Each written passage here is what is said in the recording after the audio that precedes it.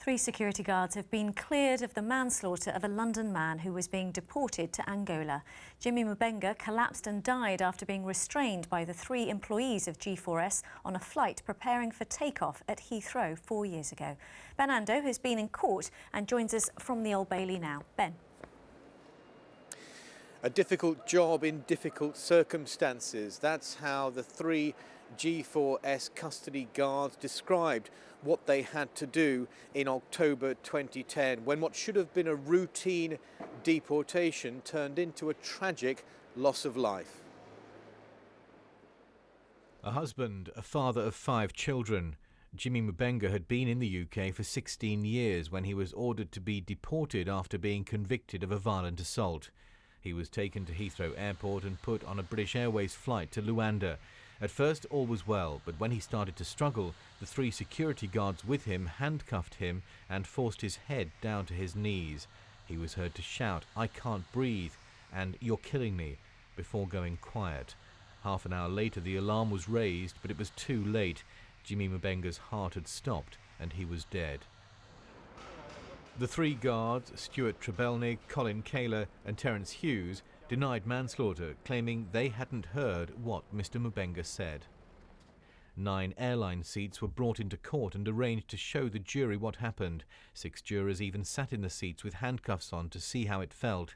Experts said whether the guards heard what was said or not, Mr. Mubenga should not have died. What the jury was not told was that racist text messages were found on the mobile phones of 2 of the defendants, Terence Hughes and Stuart Trebelnig, and that Hughes had posted racially offensive photographs onto a Facebook page. Outside court, Jimmy Mubenga's widow said her fight for justice goes on. Jimmy was a good man, a good father, and a good husband.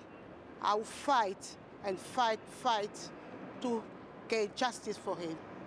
Irrespective of these verdicts, Jimmy Mubenga's death has already had a wider impact. Training for guards escorting prisoners has been totally changed, while British Airways told the Home Office they would no longer carry deportees in such numbers, last year carrying just 39, compared to nearly 1,400 2 years before the death. There is pressure too for independent monitors to travel with every deportee to watch them and their guards.